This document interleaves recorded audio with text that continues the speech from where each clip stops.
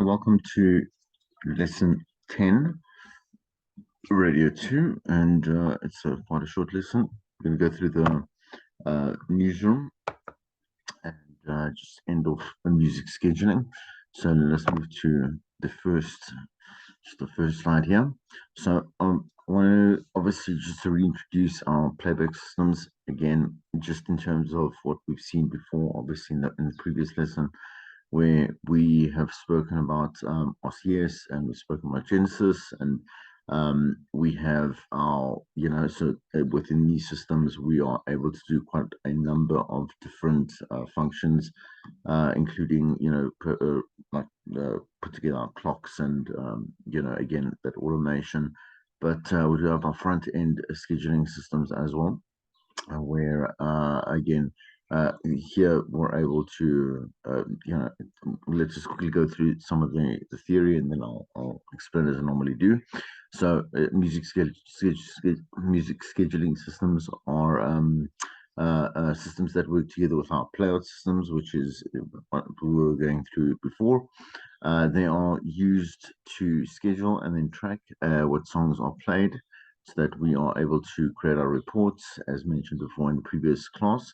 The most commonly used G selector, which is again just one of the that's part of the RCS bouquet that we put together. Music master, power gold. Music playlisting was originally done using the index card methods way back when, before playback systems used to, say, not exist, but rather play a larger role within our, like I said, the small ecosystem of the station itself. We do things manually. Would have the compiler, the music department, sit with a number of reports, and would also schedule that music. I mean, when I was at varsity, would have the music department actually lay out CDs that would play out, and would also go out into the library itself and actually pick music that we'd add along. That would be in line with the format and stuff. So again, selector, music master, power goals. Let's look at the policies. So when we do want to look at rotation and scheduling, we want to be able to make sure that the first thing is that we have to balance, and we have to have in terms of the categories that we have created within our management system, be rotated according to, like the popularity of the song, according again to the category, again to also make sure that certain songs are not repeated way too often, especially if they are, for example, either on one extreme like top 40 songs, and then also on the other extreme. excuse me I'm struggling to talk today.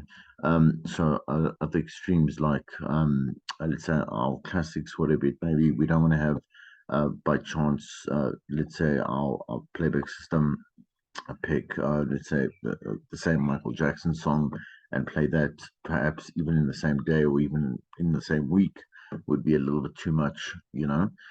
So we'd have to have the rotation constantly monitored, so that we make sure that what we have programmed within to and or automated within to the software is, I say, well, it reflects soundly.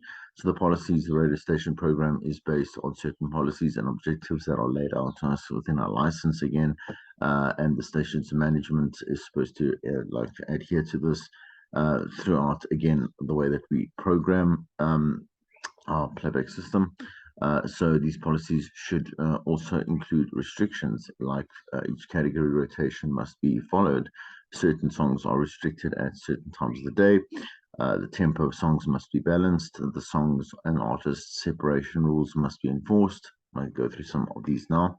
And songs and artists of a similar kind must have enforced separation rules, with songs rotating, and the rules that must be applied thereon. So, for example, like let's look at tempo.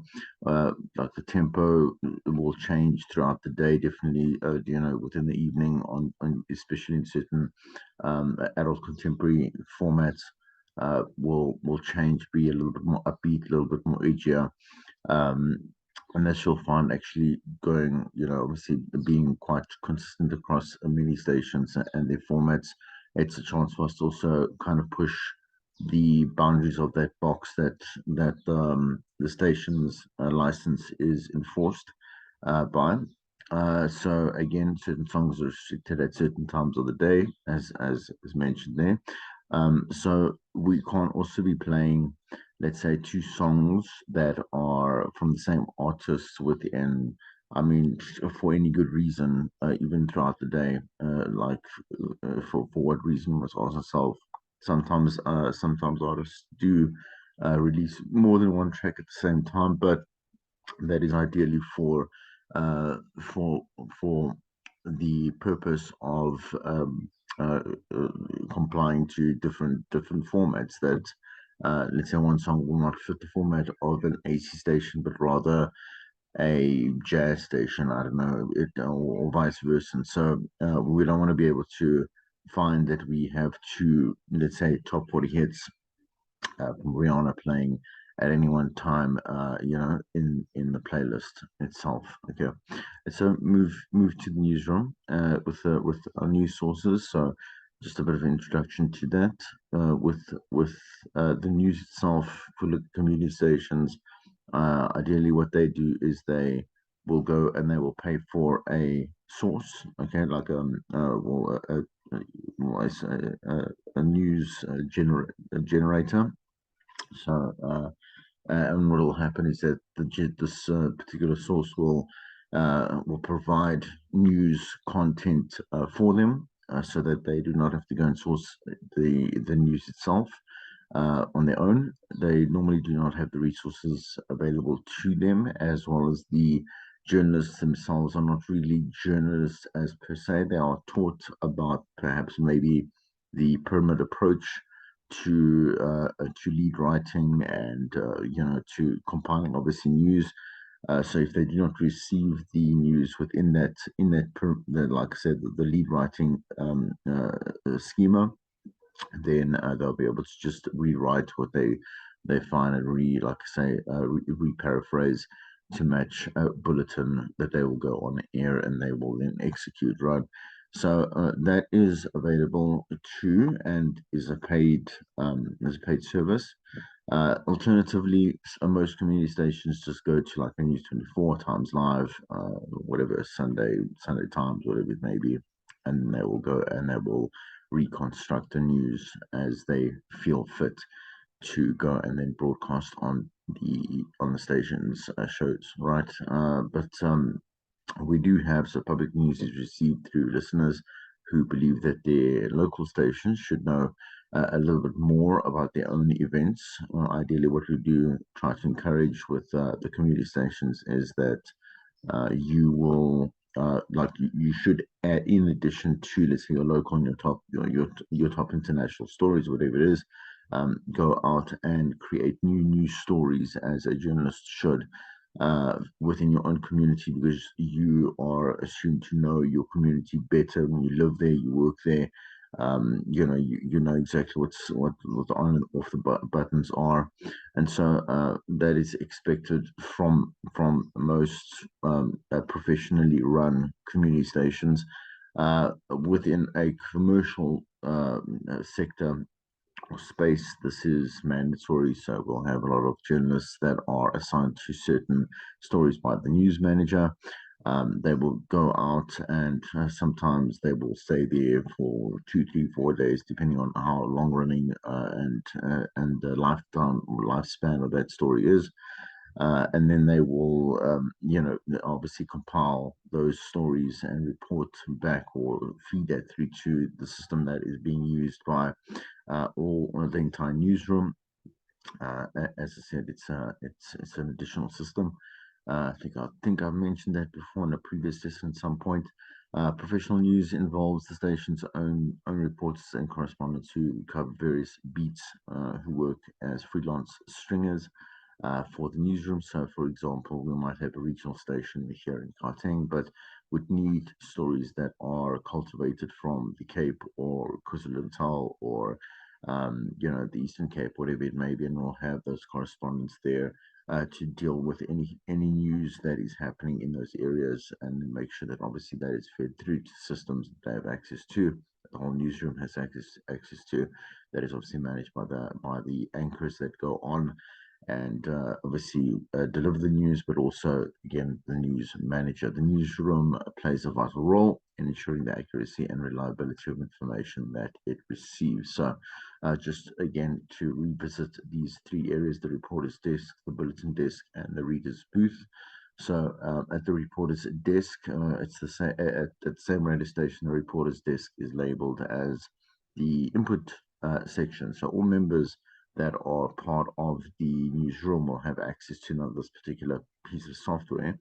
And we'll store like contacts in there. We'll store sound bites in there, our boxes, whatever it may be, will be loaded up there so that, for example, that presenter that will go to, obviously, to air. Will be able to control their own their own, I say, output system or playback system. When I say playback system, they'll have their own triggers that they can use. So whether it be either by a mouse or a small version of a desk, like you'll find in both music and talk radio, they'll have their own little studio that they pop in and out of.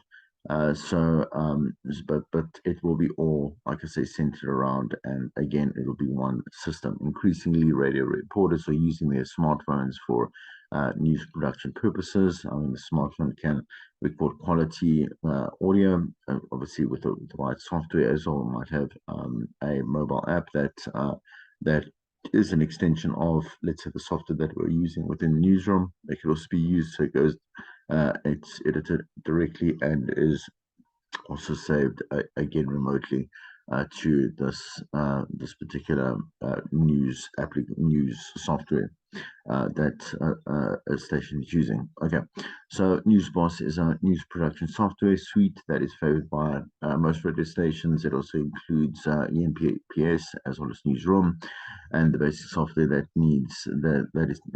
is available to journalists, whether they are copywriters, reporters, editors. We look at the social media space, so we obviously have to have the news that we are putting out on air, executing on air, being mirrored on our social media platforms, but also we have online journalists as well that do create furthermore some more stories. We have online journalists that create podcasts, series, so they are mitigated responsibilities over and above what goes out on air, which is really great to actually hear. When stations did extend and use podcasts, they started to actually use them more within the news or current affairs space and allowed the journalists to actually go and explore those avenues, to find a little bit more of I say, like a comfortable space so that it could be used more broadly across the station. But it's been doing really well. And if you are quite like aware of, let's say, things like the radio awards, you'll see that a lot of these are now, okay, I say, celebrated, so they are awarded through news, obviously, like the dramas, etc., and documentaries that the journalists go and they do run. But social media does need to reflect what is going on. It also allows us, once again, that larger reach to be able to extend to and touch many more people's lives as we move along. In just not only in the feeder area and our like I said, the radius in which we can be caught, but furthermore than that. Okay, reporter's desk. So newsroom management requires that radio stations report to and authorize their content according to system rules and regulations. Some new software programs allow for the categories of news items. Every radio journalist is expected to add sound bites to their news copy. So it wants a little bit more depth and a little bit more effort, obviously. with some quality sound bites. So sound bites that do not have that we can actually hear, that are recorded well. The journalist must be aware of where we go and like where they go and record these particular sound bites from. Ideally, you don't want to be copying and pasting someone else's work as well. So sourcing something that you found on the internet and then kind of chopping and changing that, you want to be able to, again, at a commercial level, and be able to be there where the story is. You follow your own leads, create the story again, with much larger depth, height, width, whatever it is in 3 dimensions, and then deliver that. And many newsrooms have relationships with counterparts in their countries or other parts of the country, when the exchange stories can be taking place. Some larger newsrooms have dedicated sound monitoring sections where journalists monitor partnerships, like the ones that they do have with the BBC and with the CNN. So the bulletin desk, alongside the reporters section of the newsroom, lies the bulletins section. So this is sometimes referred to as the news output section. So where there are copy editors and newsreaders are located. So again, the entire process will then now be directed towards a single, I would say, a single output. So, for example, like I say, like a news anchor, who will then go on, like I say, every half hour and go report their news in the reader's booth. So, in many cases, the newsreader will read from a soundproof booth, and will read off the screen from the same software used by the reporters to generate the news.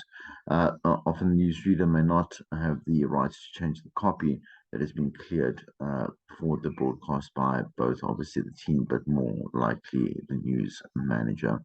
So, very short, very quick.